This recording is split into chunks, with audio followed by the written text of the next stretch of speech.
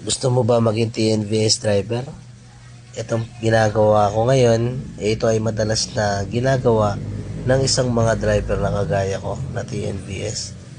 Ipapasok kayo sa mga eskinita para magbaba at mag-pick up ng pasahero. Ang malala na ito, pagdating dyan sa dulo, dead end. Kaya no choice tayo, kundi aatras na lang tayo pabalik.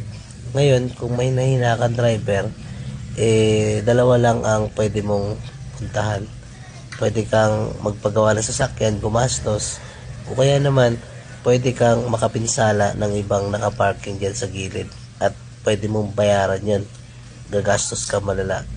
Ganito po madalas ang nararanasan ng mga kagaya kong TNVS driver. Kaya sa mga papasok dito sa larangan ng trabahong ito, siguraduhin nyo lang po na may sapat kayong experience sa pagmamaneho.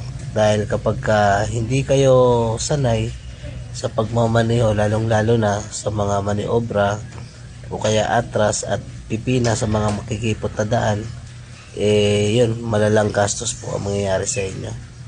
Pwede po magasgasan ang inyong unit o pwede kayo makabayad ng mga ibang sasakyan na nakaparada sa mga gilid-gilid, mga sagit, ganun.